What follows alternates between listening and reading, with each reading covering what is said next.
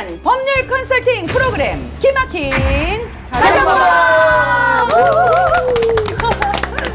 여러분 안녕하세요. 진행을 맡은 정은숙입니다. 오늘도 함께해 주실 변호사님 먼저 소개해드립니다. 김지우 변호사님 어서 오세요. 안녕하세요. 안녕하세요. 반갑습니다. 목소리 잘 안 들려요. 누구시라고요? 예, 안녕하세요. 김지우 변호사입니다. 어서 오세요. 이어서 황다연 변호사님 함께해 주셨습니다. 어서 오세요. 네, 안녕하세요. 황다연 변호사입니다. 네, 이 시간에 또 없어서는 안 될 두 분 소개합니다. 개그맨 윤미숙 씨, 양기용 씨, 어서 오세요. 안녕하세요. 개그맨 윤미숙입니다. 귀여워. 오. 오빤 강남 스타일 now 오빤 법원 스타일 예. 개그맨 양기영입니다. 어서 오세요, 양기용 씨. 요즘 뭐래도 좋은 계절이 아닌가 싶은데 책을 읽는 분도 많이 계시고 영화 보시는 분도 많이 계시는데 얼마 전에 저 영화 봤는데 여러분 혹시 보셨어요? 이미테이션 게임이라는 영화 봤어요. 네, 재밌게 봤어요. 재밌게들 보셨죠? 아주 영화 중에 인상적인 장면이 있었는데 주인공인 남자가 약혼자인 여자 주인공에게 이런 얘기를 합니다. 나는 동성애자다라고 고백을 하는데 여자 주인공의 반응이 이렇습니다. 서로의 지성을 사랑하잖아요. 충분히 멋진 일 아닌가요? 이 대답에 저는 굉장히 좀 충격적이었습니다. 지금까지 제가 가지고 있던 이 사랑과 결혼에 대한 어떤 고정관념을 깨는 대사가 아니었나 싶은데요. 요즘에 보면은 연예인 중에서도 남자와 남자가 사랑한다 해서 이 게이가 사랑을 하고 또 결혼을 하는 이런 일까지 있습니다. 이거 어떻게 생각하세요? 게이 결혼 가능하다고 생각하십니까? 네, 전 이제 게이끼리 결혼하는 건 주변에 본 적은 없고요. 제가 아는 여자분께서 이제 게이와 결혼한 케이스가 하나 있었어요. 게이인지 알고 하셨어요? 아니요, 근데 남자분께서 이제 커밍아웃을 한 것이 아니기 때문에 명확하게 게이다 아니다 이렇게는 말할 수가 없었는데 네. 결혼하셨던 여자분께서는 게이다라고 이렇게 확신을 하시고 계시더라고요. 근데 이분께서는 이제 신혼인데도 결혼 직후부터 전혀 이제 성관계 같은 게 없었고 이제 부부간에 이제 스킨십 남녀간에 있을 스킨십 같은 게 남자분께서 별로 안 하셔가지고 이제 결국에는 이제 금방 이혼을 하시게 됐는데요.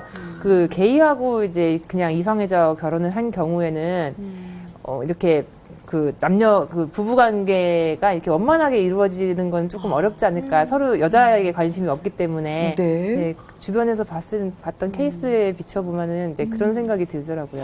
네.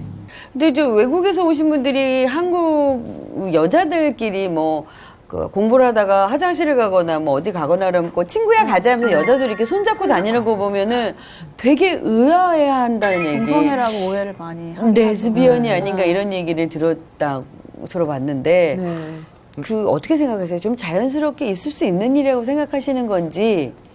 굉장히 나이가 이제 어린 여자아이들끼리는 이제 그렇게 팔짱 끼고 화장실 가고 그런 경우가 많이 있는 것 같은데요. 네. 우리나라 이제 여중 여고 이렇게 동성 학교가 많이 있다 보니까 동성끼리 친해지고 그러다 보니까 이 친밀감과 이제 동성 친구로서의 좋아하는 감정을 이제 사랑하는 거랑 착각하는 경우도 많이 있다고 들었습니다. 그리고 게다가 이제 만화 중에서도 꽃미남끼리 막 서로 이렇게 키스하는 만화라든가 그런 동성애 만화도 많이 있고요.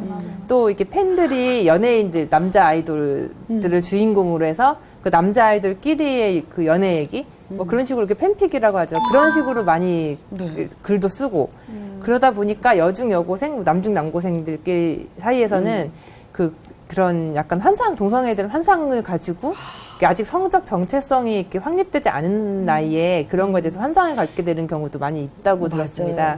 근데 아직 성 정체성이 확립되지 전에, 그러니까 이성을 제대로 만나보기 전에 동성 간의 친밀감을 가지고 자기가 동성애자이다라고 착각하는 것 같은 경우는 굉장히 위험하다고 보여요. 저 같은 네. 경우도 제가 네네. 중학교 때 좀 약간 동성애, 약간 제가 좋아하는 여자, 여중, 여고, 여대를 나왔으니까.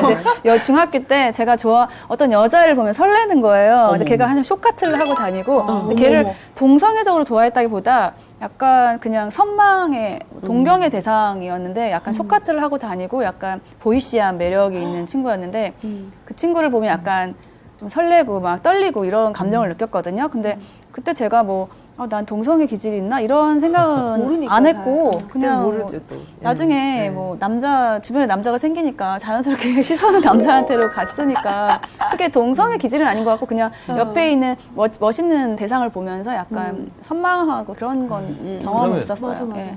오늘 법률 컨설팅의 사연을 주신 분은 조금 내용은 다릅니다만 이 배우자의 성 정체성 때문에 문제가 생겼다고 합니다. 과연 어떤 사연인지 먼저 만나보겠습니다. 저는 30대 중반 주부입니다. 1년 전 맞선으로 남편과 만났고 약 3개월 정도의 연애 끝에 결혼했습니다. 워낙 닮은 점이 많았던지라 별 문제 없이 행복한 결혼 생활을 이어왔습니다. 그러던 어느 날이었습니다. 안녕하세요. 저 옆집에 이사 왔거든요. 이거 이사떡인데 이거 드세요. 네. 너무 감사합니다. 잘 부탁드릴게요. 요즘 같은 세상에 이사떡을 돌리는 모습을 보고 착한 사람인가 보다 했는데 이후 동네 마트와 커피숍 등에서 여러 번 부딪히면서 이야기를 나누다 이웃집 남자와 전 스스럼 없이 친해졌습니다. 옛날에 이거 제가 사랑했던 사람이 좋아했던 음식인데 한번 드셔보세요. 맛있죠? 만드는 법 가르쳐 드릴까요? 이런 옷 입으시면 왠지 아름다우실 것 같은데 잘 어울릴 것 같아요. 한번 입어보세요. 요리도 좋아하고 쇼핑도 좋아해서 꼭 동성 친구를 얻은 느낌이었습니다. 남편에게 소개시켜줬을 정도로 친해졌습니다. 그런데 어느 날부터 남편이 거의 매일 술에 잔뜩 취해 늦게 들어오기 시작했습니다. 혹시 이 남자가 바람이 난 건 아닌가 걱정이 돼서 법원 씨에게 고민을 털어놨습니다. 그거는 회사 일이 지치고 힘드니까 그럴 수도 있어요. 그럴 때는 이벤트 같은 거 해보시는 게 어떨까요? 이벤트요? 예. 뭐 연락하지 말고 남편 회사 앞에 몰래 찾아가 보세요. 그리고 같이 저녁을 먹자고 하면은 엄청 좋아할 거예요. 남편이 바빠서 바쁜데 괜찮을까요? 바쁘면 그 회사 근처에 도시락집 맛있는 데 있거든요. 그 도시락 사서 한번 동료들이랑 같이 먹으라고 사서 찾아가 보세요. 좋아할 거예요. 네. 적극적으로 조언도 해주고 도와주는 이웃집 남자가 저는 너무 고마웠습니다. 그래서 그의 말대로 했습니다. 남편이 바빠서 저녁을 함께 못 먹는다는 말에 도시락까지 샀죠. 그런데 그렇게 바쁘다던 남편이 택시를 타고 어디론가 향하는 걸 보게 됐습니다. 뭔가 이상한 느낌이 들더군요. 그래서 저도 급하게 남편을 따라갔는데 어떻게 이런 일이 있을 수 있는지 남편이 만난 사람은 바로 이웃집 남자 법원 씨였습니다. 어머나, 우리 추억은 그냥 좋은 추억으로 간직하자. 제발 부탁이야. 내가 뭐 많이 바라는 거 아니잖아. 그냥 곁에만 있게 해줘. 응? 제발. 알고 봤더니 두 사람은 대학 시절 사귀었던 사이였습니다. 얼마나 놀라고 충격을 받았는지 아마 겪어보지 않은 사람은 정말 모를 겁니다. 자기야, 다 옛날 일이야.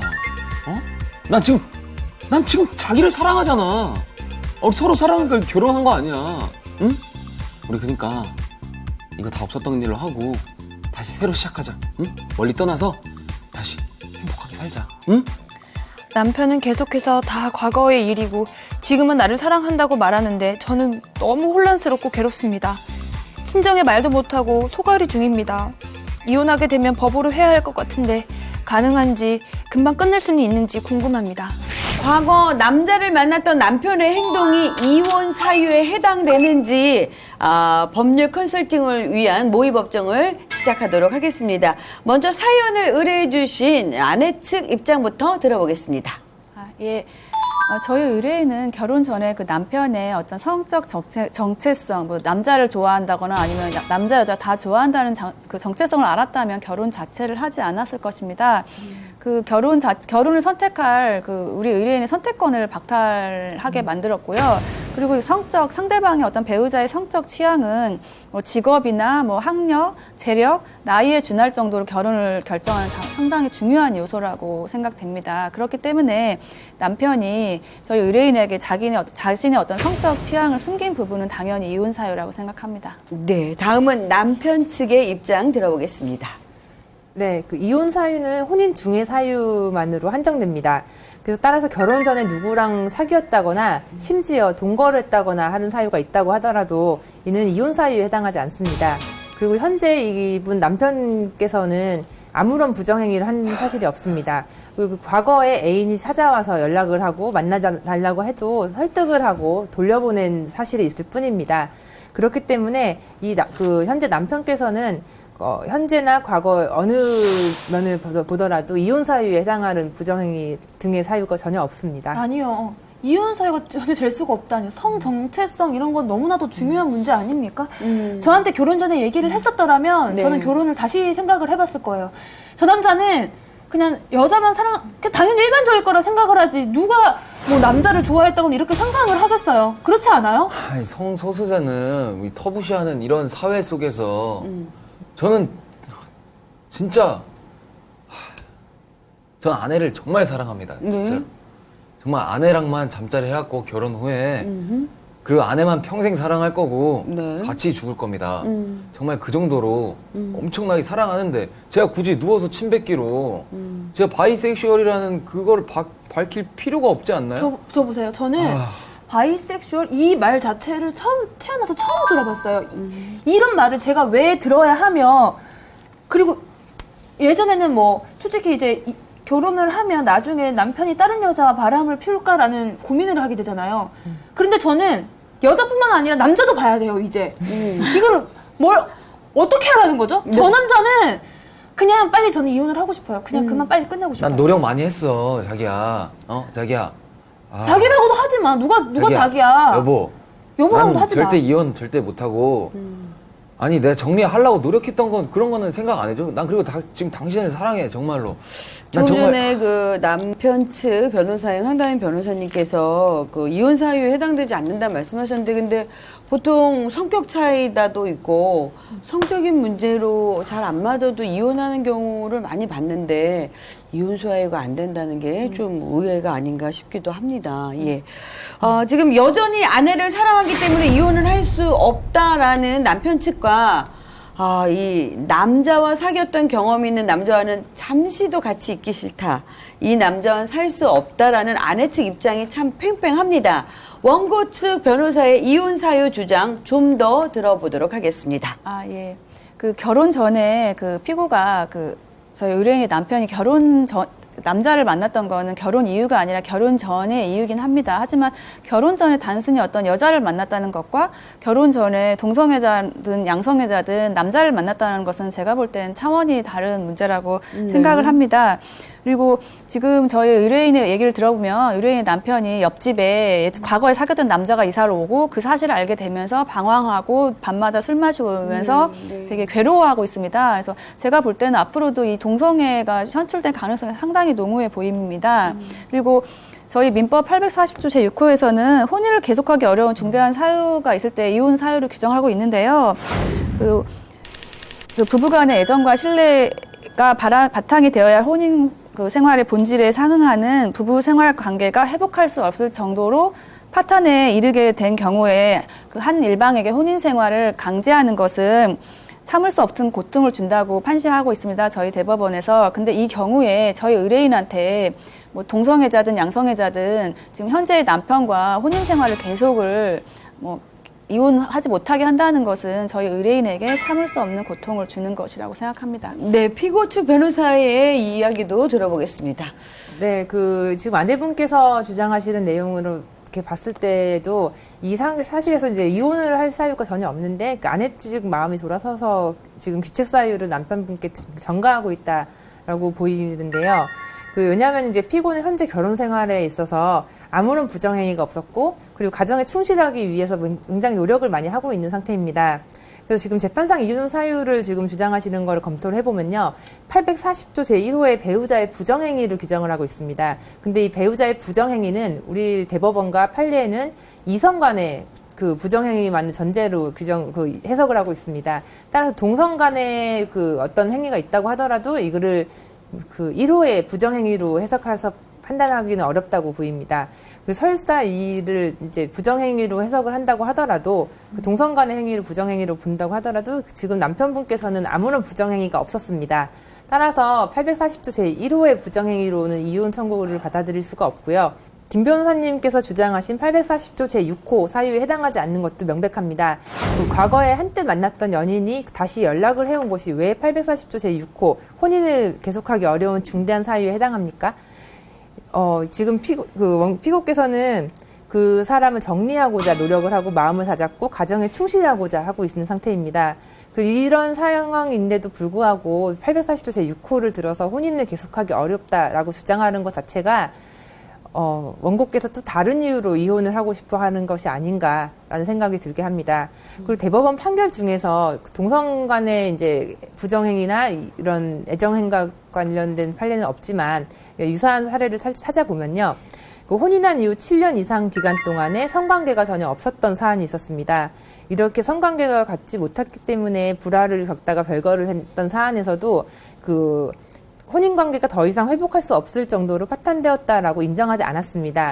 왜냐하면 그 부부간의 성관계는 상담이나 대화, 이런 것, 그 병원의 조력 등으로 회복되고 성적인 접촉을 다시 할 수 있을 가능성이 있기 때문입니다.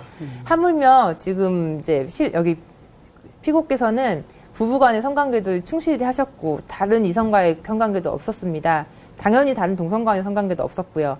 이런 판례에 비추어 봤을 때 그 부부 관계가 회복될 수 없을 정도로 파탄된 사안으로 보기에는 어렵다고 보입니다.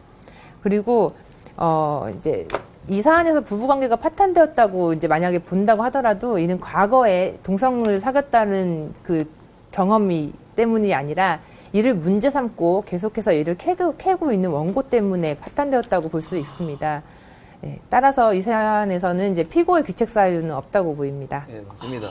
진짜 맞습니다. 전 진짜 이혼할 생각이 없어요. 근데 이혼 사유를 굳이 따지자면 전 정말 물론 충격 받았을 아내한텐 미안하지만 그거를 뭔가 의심한다고 뭐 바람나지 않았을까 이렇게 의심을 해가지고 무슨 소리야? 그 뒤쫓아가지고 그렇게 그러면은 바쁘다고 하는 사람이 도시락 싸들고 갔더니 어디 가는 게 그게 당연한 거야? 당연히 따라갈 수밖에 없었지. 그리고 거기서 옆집 남자를 만나서 얘기를 하고 있는데 누가 지금 의심을 안 하고 누가 말을 안 해? 결국엔 사귀었던 사이라며. 과거잖아, 과거. 과거라고? 과거면 난 지금 다용서가 돼? 널 사랑해. 무슨 소리야 지금? 너를. 그리고 너를 제가 사랑해. 태어나서 아까도 말씀드렸던 것처럼 태어나서 처음으로 바이섹슈얼 이런 걸 처음 들어봤어요. 저 남자 때문에.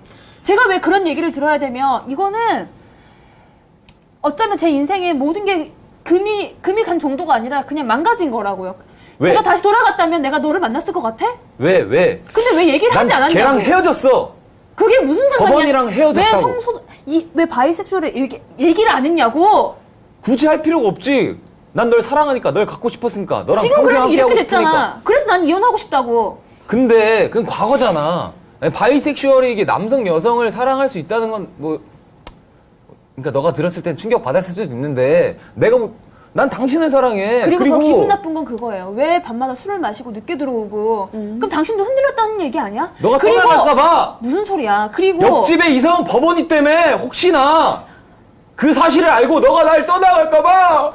제가 봤을 때는 아니, 저게 그러지 아닌 것 마세요. 같아요. 예, 울지 마시고요. 아니, 근데 뭐 본인이 그 남자를 정리하려고 하고 아내를 사랑한다 하지만 아내분께서는 어디에 말도 못하겠고 그럼요. 저는 그 소가리를 혼자 해야 될 게 감당해야 될 게 너무 크지 않았을까라는 생각이 전 드네요. 사실 이 일을 알고 나서 어디 말할 데도 없고요. 그렇죠. 저희 친정 쪽에서는 아무도 몰라요. 이 사실을. 그래서 저 사람은 뻔뻔하게 지난 일이라고 그냥 아무 일 다 아닌 잊고 것처럼 앞으로 그냥 하시는데. 행복하게 살자. 이게 어떻게 말이 되죠? 저는 행복하게 살 수가 없어요. 그리고 이제 미숙 씨 같은 경우도 친구가 잘 살고 있는 친구인 줄 아더니 남편이 바이섹슈얼했다. 그러면 남 얘기지만 충격이 되셨을 것 같아요. 충격. 그죠? 친구가 해도 충격을 먹었을 일인데 제가 그러뇨. 그냥 빨리 저는 이혼을 하고 싫어! 뭐 그냥 말이 바이인 안 게 통해요. 문제만이 아니라 전혀 철도 없으신 것 같아서 좀 문제가 크지 않나 생각이 되는데 최종 변론 한번 들어보겠습니다. 먼저 원고 측부터 최종 네. 변론해 주시기 바랍니다. 예, 아까 저희 황 변호사님께서 뭐 예전에 사귄 남자한테 연락 온 게 무슨 이혼 사유냐고 하는데 저희 보통 이성 사이에도 결혼했는데 전 여자친구나 전 남자친구한테 연락 오면 그것도 사실 신경이 문제 나죠. 된다고 생각합니다. 그리고 연락 와서 끝난 게 아니라 그 사람의 연락 때문에 저희 의뢰인의 남편은 날마다 술 마시고 오고 너무 고통스러워 했습니다. 왜 고통스러워 하셨습니까?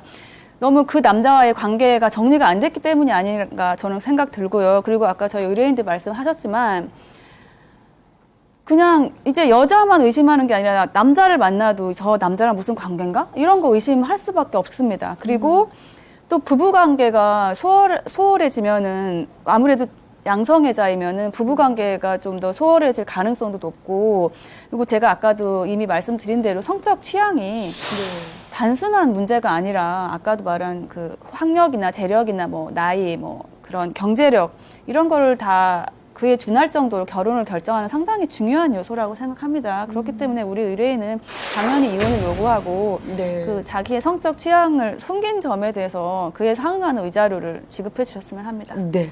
이번에는 피고 측 최종 변론 해 주시기 바랍니다. 네, 그 말씀 중에 이제 변론이나 이제 그 원고 측 여자분께서 이제 말씀해주신 내용을 이렇게 곰곰이 들어보면요.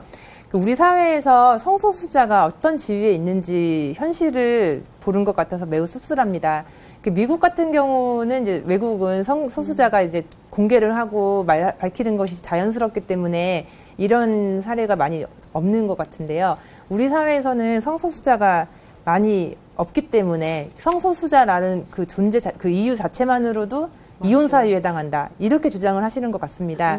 그렇지만은 그 피고께서는 동성애자도 아니고 양성애자이고 지금 현재는 원고만을 사랑하고 있는 상태입니다. 그리고 가정에 충실을 하고자 하였고 한 번도 다른 남자나 여자에게 눈을 돌린 적이 없습니다. 그 부부 공동생활 관계가 회복할 수 없을 정도로 파탄되었다고 하고 그리고 그 혼인 관계를 계속하는 것이 일방에게 참을 수 없는 고통이 되어야만 그 840조 제6호의 이혼 사유에 해당한다고 판단을 하고 있습니다. 그런데 이 사안에서는 그 피고가 다른 사람에게 바람을 피운 것도 아니고 그리고 그 과거를 청산하고 지금 현재 그 원고만을 사랑하고 혼인 관계를 계속 충실하게 유지하고자 하는 의사가 강한데 이런 사유만 가지고 혼인 관계가 파탄되었다고 볼 수 없습니다. 그리고 이 혼인이 파탄에 이르렀다고 하더라도 이는 이제 피고의 귀책 사유는 전혀 아니기 때문에 원고의 이 사건 청구는 전혀 이유가 없다고 보입니다. 아, 그냥 남편분이 그 바이라는 자체가 참을 수 없는 고통인 사람도 있지 않을까라는 생각이 전 드는데, 아, 최종 변론까지 이렇게 들었고요. 모의 법정은 여기서 끝내고, 이제 우리의 이야기를 좀 한번 해볼게요. 예. 근데 연기와는 다르게 아주 다른 의견을 가지고 계시죠, 기용 씨는? 동성 연애자나 이 바이섹슈얼에 대해서 긍정적이진 않으시죠? 이렇게 제가 만약 제 아내가 네. 그 바이섹슈얼이었다면 그 사실을 이렇게 똑같이 알게 된다면 네, 어떠실 거예요? 물론 충격이겠지만 근데 저는 과거고 그리고 일단 남성 여성을 다 사랑한다고 하면 일단 저를 사랑하는 거잖아요. 그리고 저를 사랑하기 때문에 저랑 결혼을 한 거고 그렇기 때문에 분명히 이렇게까지 가진 않았을 거예요. 저는 용서해줬을 것 같습니다. 아, 또 이해를 예, 하시는군요. 이해할 수 있습니다. 근데 미숙 씨, 이게 잘못은 네. 아니니까 용서해줄 사랑의 문제는 힘이죠. 아니라고 생각해요. 사랑해요. 받아들일 수 있다. 받아들일 수 있다. 받아들일 수 네. 미숙 씨는? 저도 사실 이게 잘못은 아니라고 저도 생각을 하는 주의이기도 하고 네. 이게 만약에 이게 신뢰의 문제인 것 같은데요. 이거를 숨기고 속이는 것보다 서로 약간 터놓고 이거를 인정을 하고 서로 이제 그게 신뢰가 돈독해지고 이거를 수용을 해줄 수만 있다면 문제가 되지 않을 것 같은데 만약에 이런 상황이 아니라면 아예 시작을 안 했겠죠. 저 같으면. 네. 저는 만약에 제 남편이 이를 갑자기 알게 됐다면 일단은 본인 의사를 먼저 물어볼 것 같아요. 아, 그래요? 네. 이게 당신이 바이지만 내가 앞으로도 남자를 계속 염려를 해야 되고 어차피 여자는 염려를 하잖아요. 다른 여자 혹시나 바람 피울 수도 있다는 그런 생각에. 하지만 내가 그런 거에 있어서 문제가 될까라는 걸 물어보고 당연히 이제 확신을 받겠죠. 그러면은 문제 없지 않을까라는 생각이 듭니다. 남자에게 끌리는 게 게이, 그리고 또 여자에게만 끌리는 레즈비언과는 달리 남자와 여자 둘 모두에게 끌리는 사람들을 이제 조금 전에 말씀드렸듯이 바이섹슈얼이다라고 하는데, 성소수자들 가운데서도 또 소수자이긴 하기 때문에 더 어려운 문제가 아닌가 싶습니다. 그리고 또 이 남편분이 과거에 애인과 다시 바람을 폈다면 이혼 사유가 되어서 이렇게 큰 문제가 안 될 텐데, 그건 아니죠. 그냥 그저 그럴 수 있을 가능성이 있을 것이다. 이것만으로 이혼 사유가 된다면 좀 슬픈 일이 아닐까라는 생각도 들긴 합니다. 예. 이거는 이제 그 방금 말씀하신 것처럼 양성애자이기 때문에 남자도 바람필 대상이 될 수 있다라는 가능성 때문에 뭐 이거를 뭐 이혼을 해야 된다라고 주장하는 거는 지금 바람은 안 피웠지만은 이 남편이 뭐 언제 여자한테 또 한눈 팔지 모른다라는 그런 가능성 때문에 이혼하는 거랑 똑같은 논리라고 보입니다. 네, 그래서 뭐 동성애자이기 때문에 이 여자인 나를 사랑하지 할 수가 없다라는 이유랑은 별개로 네. 양성애자이기 때문에 남자를 사랑할 수 있는 가능성이 있다라는 것 때문에 이혼 청구하는 거는 아무래도 받아들여지기 힘들다고 생각이 들고요. 예, 그리고 만약에 이제 저 같은 경우라도 이제 만약에 남편이 이런 식으로 이런 상황이 양성애자다 이런 식으로 생각을 해봐도요. 이미 그래도 나는 이 사람을 사랑했기 때문에 결혼했고 이 남자도 나를 사랑했기 때문에 결혼한 거지. 그 과거에 어떤 사람을 사랑했던지 뭐 과거의 연애 문제에 대해서 이제 지금 거론하는 거가 되기 때문에 네, 저는 별로 이렇게 예, 이혼 사유에 해당하지 않습니다. 김 변호사님은 어떤 생각이세요?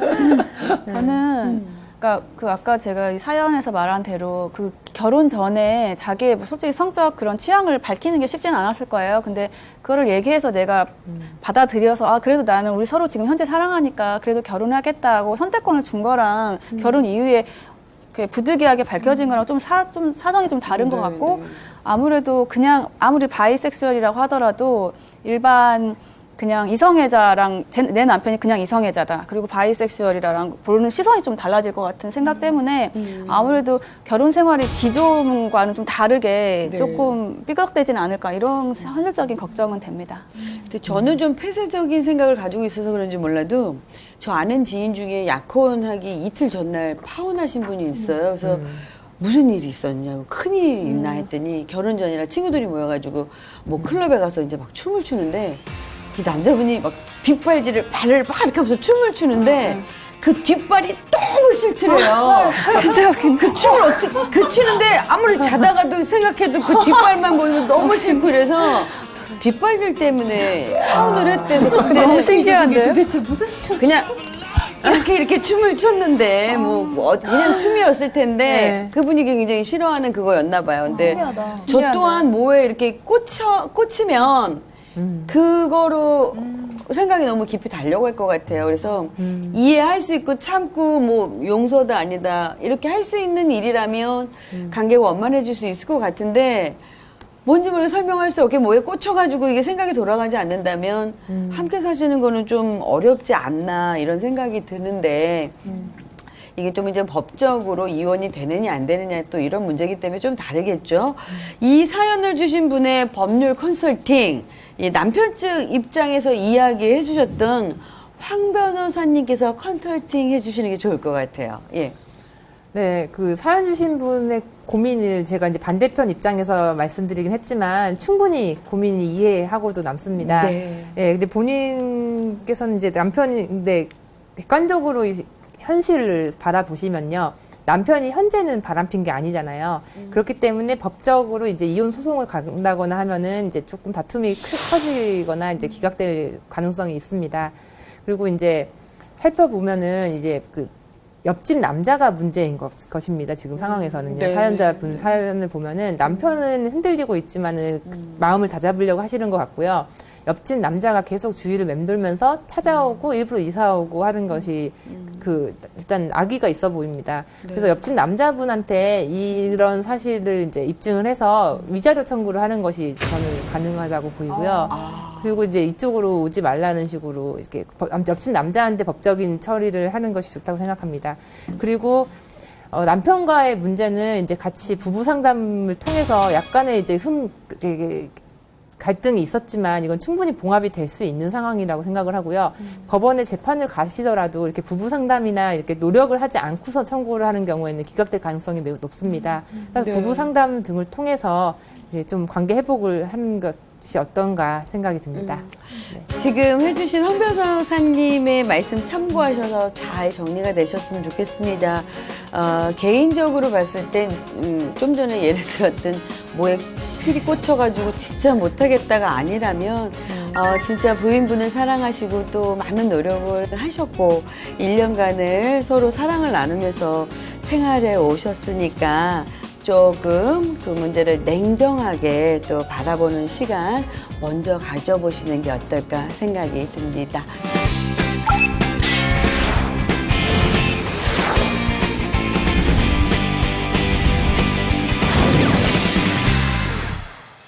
네, 법률적인 도움이나 조언이 필요하신 분들은 저희 홈페이지 게시판에 글을 남겨주세요. 저희가 꼼꼼히 보고 또 전문가께서 유쾌, 상쾌, 통쾌하게 조언해 드리겠습니다. 미국 플로리다주 한가로운 일요일 오후 한 여성이 스카이다이빙에 나섰다. 그런데 그런 여성을 바라보고 있던 한 남자가 경찰을 불렀고 그녀는 하늘에서 내려오자마자 경찰에 체포됐다. 그녀는 왜 체포됐을까?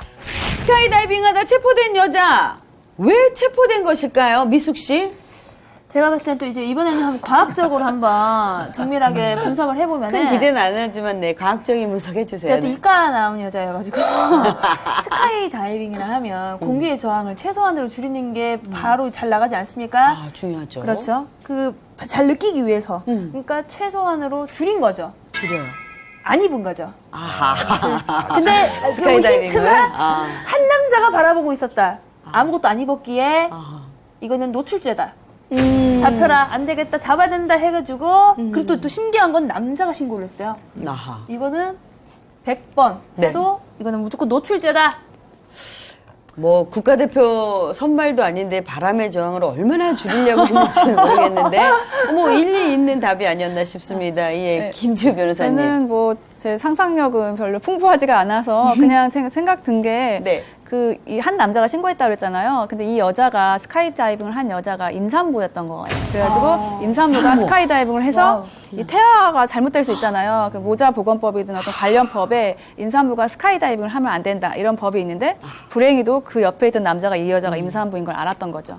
그래서 신고를 해서 그래서 아니 상상력이 더 처벌받았는데. 뛰어나신데? 이건 상상력이 더 뛰어나신데?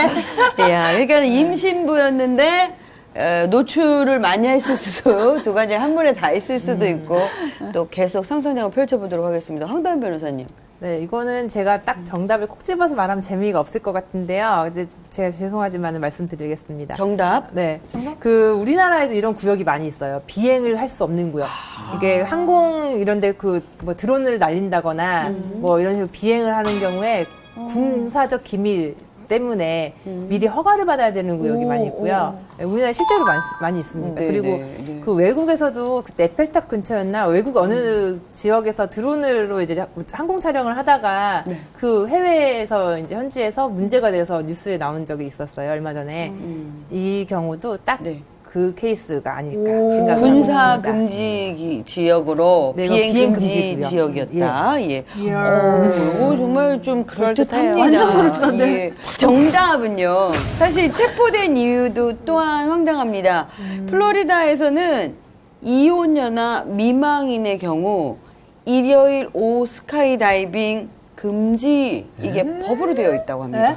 아니, 이 여자가 이혼녀이거나 혹은 미망인이었다라는 답입니다. 아니 이혼녀랑 미망인이 뭐 잘못한 게 없잖아요. 그러게요. 근데 왜 이런 법을 또 만든 거예요? 일요일 오후. 그럼 또 우리가 이 얘기를 좀 네. 해봅시다. 왜 이혼녀나 미망인이 일요일날 스카이다이빙 하는 걸 금지했을까요? 저는 그냥 제가 상상을 해봤는데 네.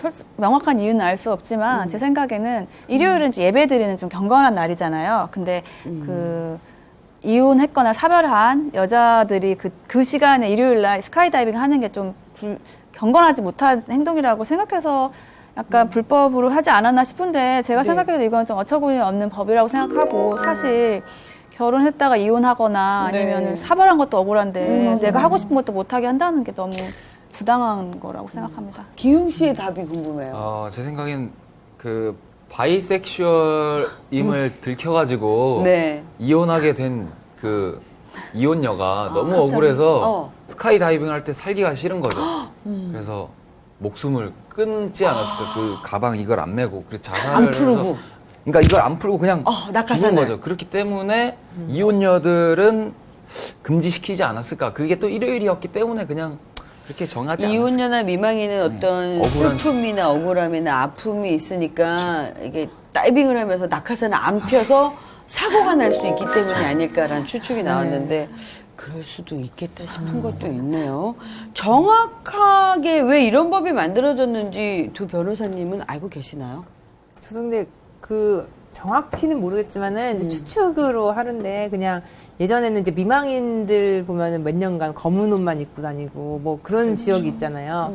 외국도 마찬가지고. 이제 그런 식으로 지내야 하는데 스카이다이빙을 한다. 그러면 굉장히 그 게다가 이제 교회에 가는 경건한 날인 일요일. 네. 그 이유밖에는 생각할 수가 없는 것 같네요. 아, 근데 네. 보면 이제 미국 같은 경우는 정말 특정한 법이 많은 것 같아요. 제가 특히 이 플로리다가 그런 것 같아요. 플로리다가 네. 이제 신문에서 봤는데 목요일 오후 6시 이후에 네. 공공장소에서 방구 같은 걸 끼면 안 된다고. 이게 무슨 공적 불법 방해? 뭐 이래서 대중들한테 해를 끼친다고. 이것도 이제 금지를 해놨다고 하더라고요. 아니 무슨 말이 되는 법을 만들어야지 세상에. 일요일에는 스카이 다이빙이 안 되고 목요일은 방구 끼면 안 되고 아니 네네. 참 이런 이혼녀랑 미망인들은 참 불쌍해가지고 이럴 때 뭐 목요일이나 뭐 일요일 같은 날 그냥 집에서 그냥 꼼짝 말고 이러고 있으라는 얘기네. 그리고 뭐 스위스에서는 저도 네. 들은 얘기인데 스위스에서는 밤 10시 이후에는 화장실 문을 내리면 안 된답니다. 이게 아이고. 층간소음 때문에 뭐 싸움이 다 많아지니까 그걸 예방하기 위해서인데요. 저 사실 평소에 물을 많이 마셔서 밤에도 화장실 많이 저도 가는데 무서워하는데. 화장실 물 못 내리면 어떻게 해야 될지. 글쎄, 뭐 이제 실제로 다녀온 저희 담당 PD님의 말씀으로는 10시 이후에 화장실 여러 번 다녀왔는데 감금 안 되고 한국에 잘 왔다고 하니까 무조건 다 잡아가는 건 아닌 건가 봐요. 네, 사문화된 법인가 보네요. 역시 네. 우리나라가 제일 좋은 것 같습니다. 살기 좋은 나라 대한민국. 저는 또 궁금한 게요. 한국에서는 또 어떤 특정 부류의 사람들을 대상으로 이거 행동을 규제하는 그런 법률이 있는지 한번 여쭤볼게요. 그 방금 이제 사연에서 말씀해주신 그 이혼녀나 미망인 뭐 이런 사람들을 대상으로 뭘 해서는 안 된다 이렇게 규정하고 있는 법은 없습니다. 네. 그렇지만은 이제 어떤 신분을 가진 사람이 어떤 행위를 했을 때 범죄가 되는 그런 죄는 많이 있습니다. 이런 경우를 신분범이라고 하는데요. 신분범이요. 네, 어떤 네. 신분을 가진 사람이 행위를 했을 때 범죄가 되거나 이제 범죄를 가중처벌하는 경우가 있는데 이거 본인이 만든 말은 아닌 거죠? 네네. 네. 네, 그런 신분범의 대표적인 게 위증죄가 있는데 선서한 증인이 거짓말을 하면은 처벌을 할 수 있습니다. 이제 보통 사람들은 거짓말을 한다고 해서 처벌하지 않잖아요. 근데 선서한 증인이 거짓말을 하면은 위증죄로 처벌을 하고요. 또 그 수뢰죄 같은 경우는 공무원이 이제 뇌물을 받으면 수뢰죄로 처벌이 됩니다. 그렇지만은 그냥 그냥 집에서 놀고 있는 사람은 뇌물을 받아도 수뢰죄로 처벌되진 않죠. 그래요? 공적인 네. 일을. 그러니까 공무원이 뇌물을 받아야 그게 수뢰죄로 처벌이 되는 거고요.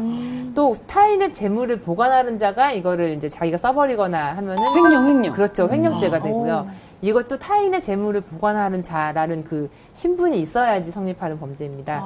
그리고 건설기술관리법 위반죄 같이 이게 특별법 같은 경우에 건설기술관리법 같은 경우는 건설업자일 것을 요구하면서 이제 처벌하고 있습니다. 네. 잘 알겠습니다. 좀 재밌네요. 이번에는 저희 홈페이지로 여러분이 사연을 주셨는데 그 중에 한 가지 이야기 나눠보겠습니다. 기용 씨 준비하셨죠? 네, 제가 준비했습니다.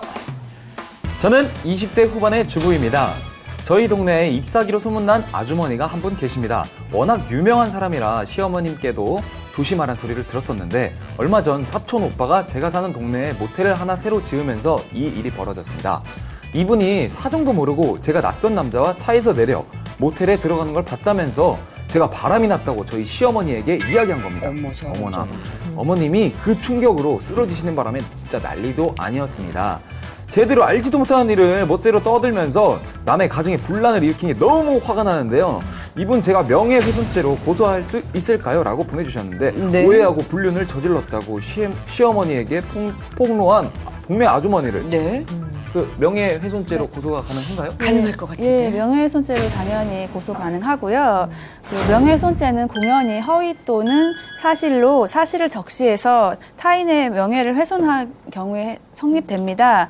그리고 허위인 경우, 허위 사실을 공지하는 경우에는 허위인 것을 인식해야 되는데 그 남자와 함께 있었다는 것만으로 불륜이라고 확신해서 그 사실을 유포하면은 명예훼손죄가 성립됩니다. 하지만 제가 생각할 때 약간 이분이 모텔에 남자랑 단둘이 들어가는 걸 봤기 때문에 그러니까 오해할 수 있는 상황, 우리가 모텔에 대한 부정적인 이미지가 있잖아요. 그래서 약간 좀 오해할 수 있는 상황일 수도 있으니까 양형상에 조금 감형 사유는 조금 되지 않을까, 이건 제 개인적인 판단입니다. 예. 네. 근데 보면 그 명예훼손 이야기 할 때마다 그 무슨 공연성? 뭐 이런 말을 뭐 많이 하더라고요. 근데 이거에 이제 기준은 어느 정도인가요? 근데 공연성이란 말은 무슨 뜻인 거예요? 그 이제 명예훼손죄 구성 요건을 보면은 이제 공연성이라는 말이 단어가 나오는데요. 네. 그 명예훼손죄가 성립하기 위해서는 공연이 사실이나 허위 사실을 적시해야 된다고 이제 규정을 하고 있습니다. 근데 공연이라는 게 이제 공공연히 뭐 이런 표현이에요. 이제 그러니까 많은 사람들이 알 수 있게, 불특정 다수가 알 수 있게 한다는 뜻이 공연성이라는 뜻인데요. 근데 우리 대법원은 비록 이제 한 사람한테 그런 이제 뭐 명예훼손적인 말을 했다 하더라도 이게 전파될 가능성이 있다고 하면은 그 불특정 다수가 알 수 있게 될 수 있기 때문에 공연성을 인정하고 있습니다. 그래서 네. 명예훼손죄가 유죄가 되고요. 만약에 한 사람에게 말을 했다고 하더라도 이게 전파될 가능성이 없다고 하면은 공연성을 인정하지 않아서 명예훼손죄를 무죄로 보고 있습니다. 이제 이게 굉장히 기준이 애매한데요. 네, 네. 제가 퀴즈를 하나 내볼게요. 선물 있나요? 아니요, 뭐 선물은 없지만은 그 예를 들어서 학교 폭력 가해자 부모님들은 서로 사이가 안 좋잖아요. 네, 그래서 그렇죠. 그 가해자 부모가 피해자 학생이 입원하고 있는 병실에 찾아갔어요. 네. 그러니까 뭐 사과든 뭐든 이제 뭐 얘기를 해야 되고 합의를 하든지 얘기를 해야 되니까. 근데 그때 피해자 학생이 병실에 누워서 게임을 하고 있었던 거예요. 근데 학교 폭력 가해자 엄마가 왜 아프다는 애가 게임을 하고 있냐. 학교 알아보니까 정신병 있다고 하더라. 그런 얘기를 한 거예요. 이제 뭐 서로 감정이 안 좋으니까 그런 말을 한 건데 그 자리에 또 이 피해자 엄마의 아른 아줌마가 와 있었던 아이고, 거예요. 네네. 그러니까 한 사람이 들은 거죠. 한 사람이 들은 건데 이 경우에 한 사람이 들었다고 하더라도 명예훼손죄가 성립할 수 있는지 없는지 이게 굉장히 애매한 상황인데 전파 가능성이 있다고 보면은 유죄.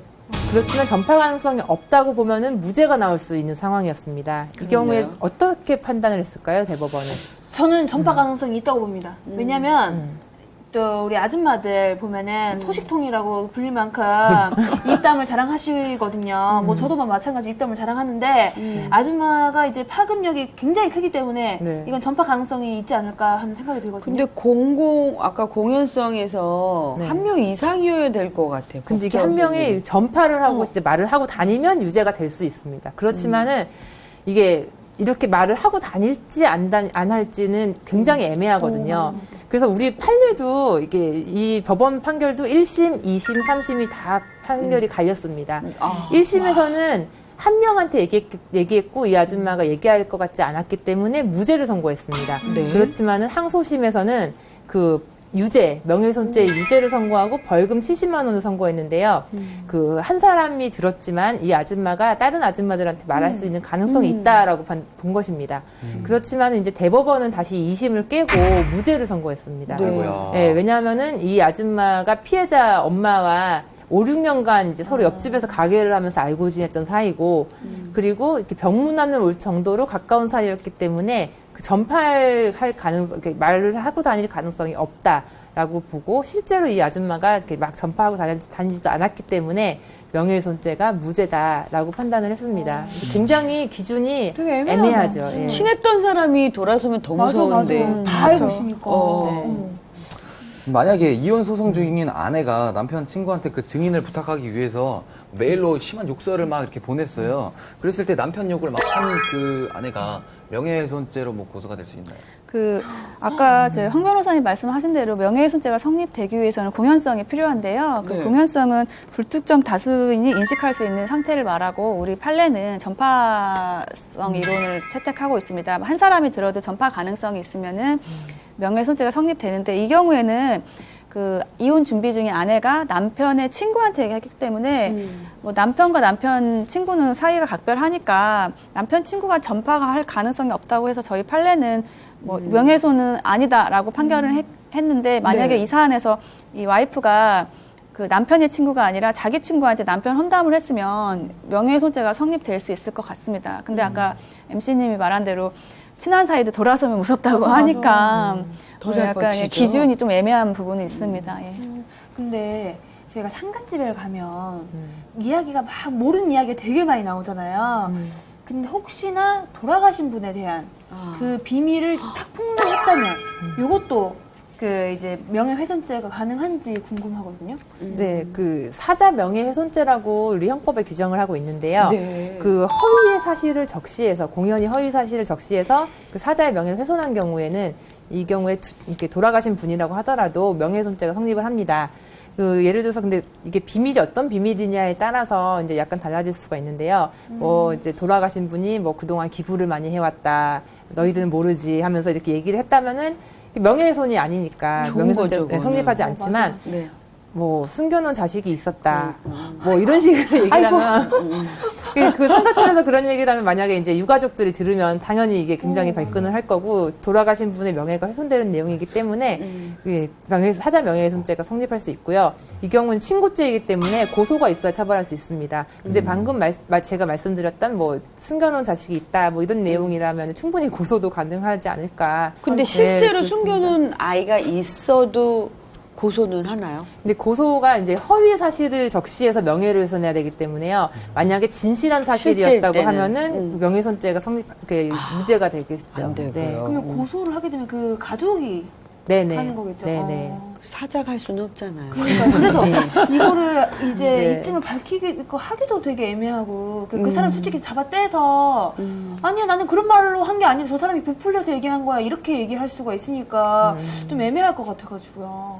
근데 허위인지 진실인지 여부는 이제 언제나 다툼이 있는 건데요. 자식이 있다 없다는 그나마 밝히기 쉬운 것 중에 하나지 않을까 싶어요. 그렇죠. 네. 일단 저희가 사연 주신 분의 경우 고소가 가능하다고 합니다. 근데 이웃 간에 고소까지 가면 얼굴 붉힐 일이 더 많아질 것 같습니다. 그분께요, 저희 이 방송을 이렇게 녹화를 하셔서 이걸 보여주세요. 고소가 가능할 정도로 당신이 한 행동은 참으로 심각한 행동이다. 이걸 또 일깨워 주시면서, 원만해지면은 또 돌아서서 더 좋은 사이가 되지 않을까 싶습니다. 자, 오늘 저희가 준비한 시간은 여기까지입니다. 저희 홈페이지 게시판에 여러분의 고민이나 궁금사항 남겨주시기 바랍니다. 저희 변호사 여러분들께서 그 문제를 유쾌, 상쾌, 통쾌하게 조언해 드릴 겁니다. 저희 준비한 시간 여기고요. 다음 주에 더 많은 정보로 여러분 찾아뵙도록 하겠습니다. 오직 여자만을 위한 법률 컨설팅 프로그램 기막힌 강해동원